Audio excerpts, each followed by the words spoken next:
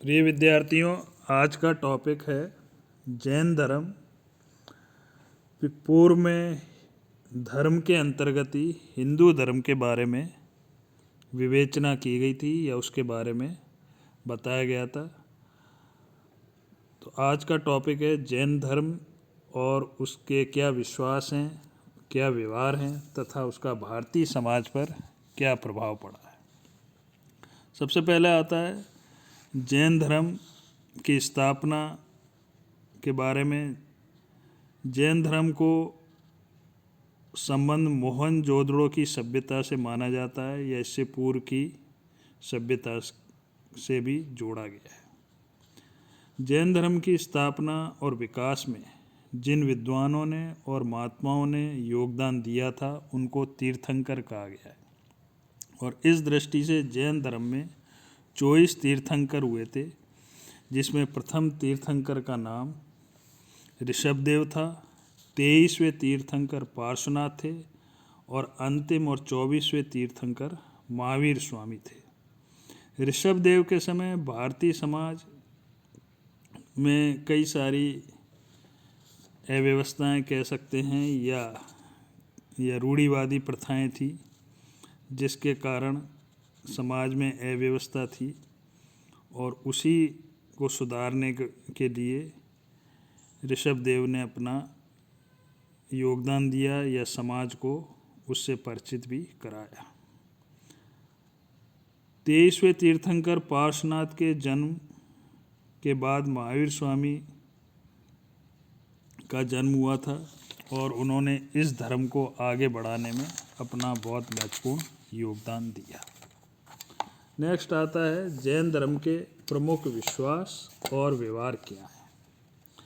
महावीर स्वामी के कुछ विश्वास थे और उनका यह मानना था कि अगर इनका प्रयोग व्यक्ति यानी अपन लोग यानी मनुष्य करेगा तो वह कर्म के बंधनों से मुक्ति दिला सकता है। इस दृष्टि से जैन धर्म का पहला विश्वास है निवृत्ति मार्ग। जैन धर्म के अनुसार संसार के समस्त सुख दुख मूलक हैं, व्यक्ति रूप हैं। सारा संसार दुखमय है, यानी संसार में कोई भी ऐसा व्यक्ति नहीं है जो दुखी नहीं हो और सुख कामनाओं के कारण वह शांत नहीं रह सकता है। और इस दुख का मुख्य कारण महावीर स्वामी के अनुसार तृप्त न होने वाली तृष्णाएं, जिसके कारण व्यक्ति आजीवन इन सांसारिक सुखों को भोगना चाहता है और वो उनसे मुक्त नहीं हो पाता है। अतः जैन धर्म के अनुसार संसार को त्याग कर ही इससे निवृत्ति पाई जा सकती है। दूसरा है कर्म की प्रधानता। जिस प्रकार हिंदू धर्म में कर्म को प्रमुख माना गया है, जैन धर्म में भी कर्म को प्रमुखता मानी गई है।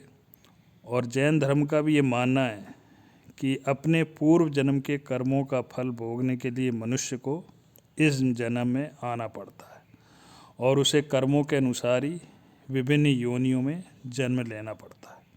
महावीर स्वामी का भी ये मानना था कि यदि मनुष्य तृष्णा और वासनाओं पर विजय प्राप्त कर ले तो उसे कर्म बंधन से मुक्ति मिल जाती है। नेक्स्ट है जीव और अजीव। जैन दर्शन मुख्यतः दो तत्वों जीव और अजीव में विश्वास करता है। जीव चैतन्य द्रव्य है और अजीव चैतन्य रहित। जीव का विस्तार शरीर के अनुसार होता है और उसी के अनुसार व्यक्ति को सुख दुख के अनुभव प्राप्त होते हैं। अजीव अवस्था को जैन धर्म में पुद्गल कहा गया है। पुद्गल ही कर्म है जो जीव को घेरे रहता है। नेक्स्ट है बंधन और मुक्ति। जैन धर्म का अगला विश्वास यह है या मान्यता है कि जैन धर्म के अनुसार जीव और शरीर का संयोग ही बंधन कहलाता है और जिसका मुख्य कारण है राग द्वेष। और जीव इस जगत में आकर यानी बुरे कर्म करता है और उसे अपने बुरे कर्मों का फल भोगने के लिए बार बार जन्म लेना पड़ता है। जीव बंधन को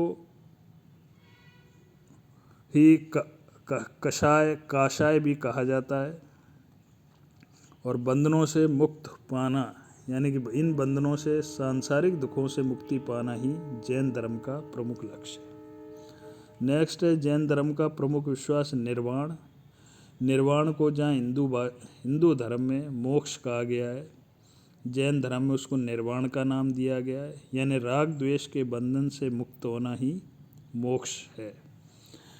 निर्वाण की अवस्था में जीव सभी कामनाओं से मुक्त हो जाते हैं और निर्वाण प्राप्ति के लिए जैन धर्म में एक आचार संहिता भी बनाई गई है, जिसके 3 प्रमुख अंग हैं, जिसे त्रिरत्न भी कहा जाता है। त्रिरत्न, अगला पॉइंट भी यही है। त्रिरत्न जैन धर्म के अनुसार इस प्रकार है: सम्यक दर्शन, यानी ज्ञान के प्रति सच्ची श्रद्धा रखना। दूसरा है सम्यक ज्ञान, यानी कि अजीव के मूल तत्वों को बारे में विशेष ज्ञान प्राप्त करना। और तीसरा त्रिरत्न है सम्यक चरित्र, यानी कि सही काम करना या आचरण करना। अर्थात सम्यक दर्शन और सम्यक चरित्र और ज्ञान के द्वारा ही व्यक्ति जो है बुरे कर्म से बच सकता है। नेक्स्ट है स्यादवाद या अनेकांतवाद। जैन दर्शन का स्यादवाद जो है अनेकांतवाद पर आधारित है और महावीर स्वामी का ये मानना था कि किसी भी वस्तु का ज्ञान 7 प्रकार से किया जा सकता है। महावीर स्वामी का कहना था, पहला पॉइंट है यानी कोई चीज़ है या नहीं। दूसरा है नहीं है। तीसरा उनका ये कहना था है भी और नहीं भी है। चौथा उनका स्यादवाद ये कहता है कि कहा नहीं जा सकता है। पांचवा है कि कोई चीज़ है किंतु उसके बारे में कह नहीं सकते हैं। नेक्स्ट है नहीं है और कहा नहीं जा सकता है। लास्ट स्यादवाद का ज्ञान जो है और नहीं किंतु कहा नहीं जा सकता से प्राप्त किया जा सकता है।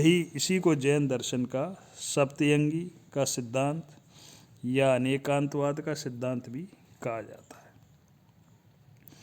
अगला पॉइंट है 5 अणुव्रत।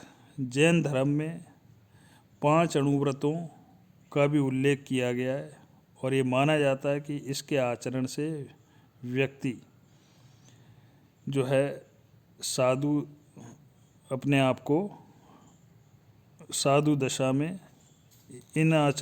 इस 5 अणुव्रत का पालन करने से व्यक्ति जो है सांसारिक दुखों से और उनसे मुक्ति प्राप्त कर सकता है। इस दृष्टि से पहला जैन धर्म में जो अणुव्रत बताया गया है उसका नाम है अहिंसा। अहिंसा जैन धर्म का मूल मंत्र है। अहिंसा से तात्पर्य है कि सभी प्राणियों के प्रति दया, समानता, उपकार की भावना रखनी चाहिए और किसी के प्रति हिंसा न करना जैन धर्म का प्रमुख अणुव्रत है। दूसरा है सत्य। महावीर स्वामी ने सत्य पर बहुत अधिक जोर दिया और उनका यह मानना था कि बिना सत्य के या सच बोलकर अहिंसा का पालन नहीं किया जा सकता। नेक्स्ट है अस्तेय। अस्तेय का अर्थ है चोरी न करना। महावीर स्वामी का ये मानना था कि बिना अनुमति से किसी भी वस्तु को ग्रहण करना चोरी है या पाप है। अगला है अपरिग्रह। अपरिग्रह का मतलब है संग्रह न करना। किसी भी वस्तु का आवश्यकता से अधिक संचय करना या एकत्रित करना महावीर स्वामी के मत से अपरिग्रह कहलाता है, यानी कि गलत है। और लास्ट जैन धर्म का अणुव्रत है ब्रह्मचर्य। जिस प्रकार से हिंदू धर्म में ब्रह्मचर्य को प्रमुख माना गया है, उसी प्रकार से जैन धर्म में भी ये कहा गया है कि व्यक्ति वासनाओं से दूर नहीं रहता है। इसलिए जैन धर्म में ब्रह्मचर्य को मुख्य रूप से महत्व दिया गया है, अर्थात मनुष्य को नारी संगति से बचना चाहिए, तभी वह जो है सांसारिक दुखों से मुक्ति प्राप्त कर सकता है।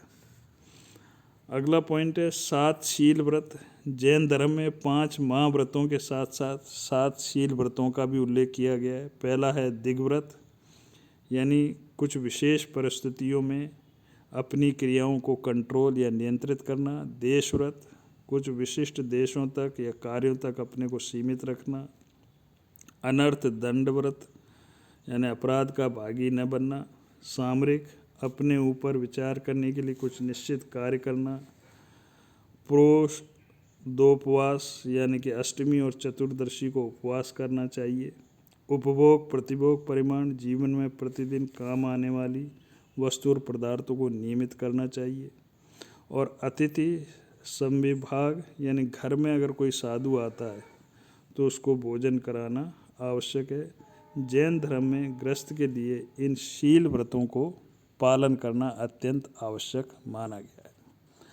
इसी का आधा टॉपिक अगले वीडियो के रूप में या अगले लेक्चर के रूप में आपको बताया जाएगा।